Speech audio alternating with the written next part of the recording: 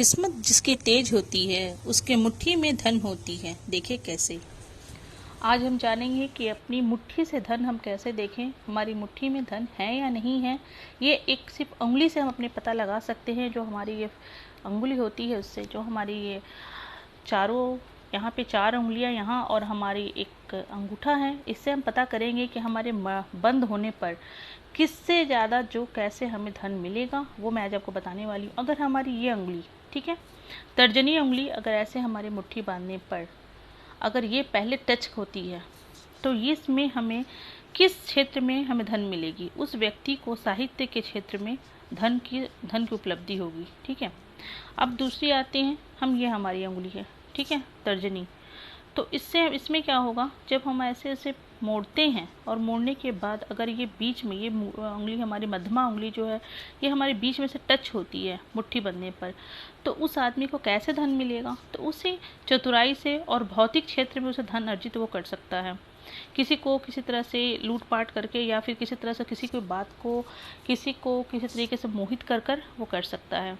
तीसरी होती है, किसी के हाथ में होती है कि ये फिंगर जो हमारी होती है अनामिका उंगली, वो तर्जनी से अगर टच कर रही है तो उसे किस क्षेत्र में धन मिलेगी, तो उसे आध्यात्मिक क्षेत्र, ठीक है, आध्यात्मिक क्षेत्र जो होती है यश अर्जन कर सकता है, उसमें धन अर्जन कर सकता है। ठीक है।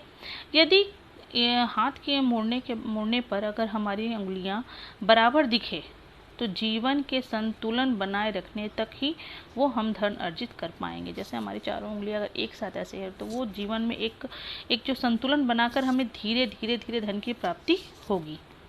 अब इसमें है कि झुकाव और धन। ठीक है।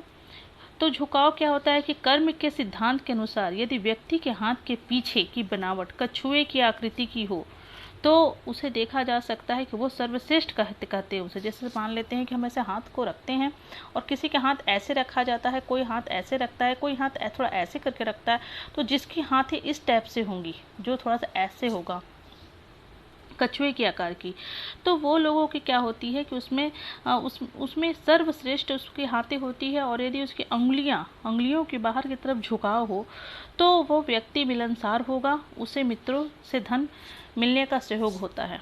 ठीक है। अब जिसकी अनामिका उंगली, ठीक है, ये अनामिका उंगली जिसकी सीधी लंबी पुष्ट होने पर और जातक उसमें जो क्या होता है कि धन काफ़ी उसमें मतलब उसके पास काफ़ी धन उपजन होता है। लेकिन जिस प्राणी की टेढ़ी मेढ़ी और जातक के मतलब जातक जो होता है दृष्टि रहता है वो धन उपजन नहीं कर पाता है। ठीक है।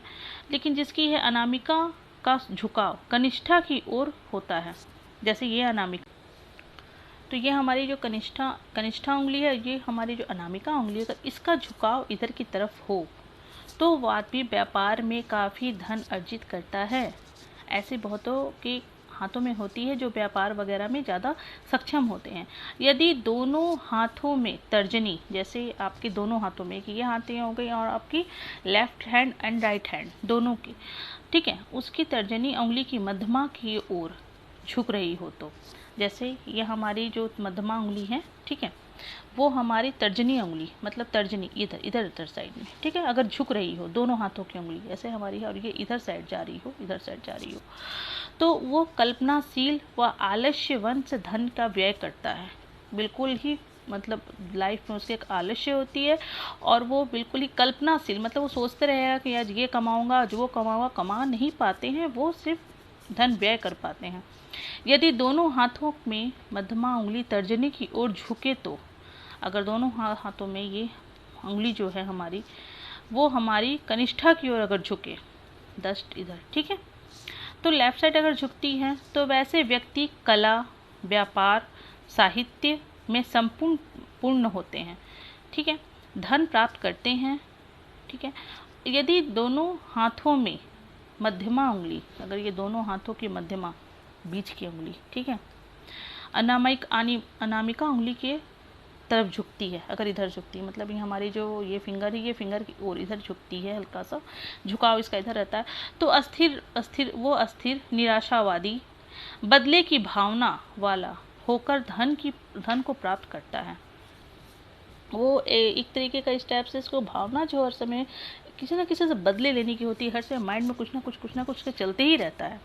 तो इस टाइप की भी हमारी जो उंगलियां जो झुकी रहती हैं उसका प्रभाव से हमें धन की प्राप्ति इस तरीके से होती है। तो अगर इस वीडियो को आपको अच्छा लग रहा है तो इसे आप लाइक करें, शेयर करें, सब्सक्राइब करें। जय माता दी।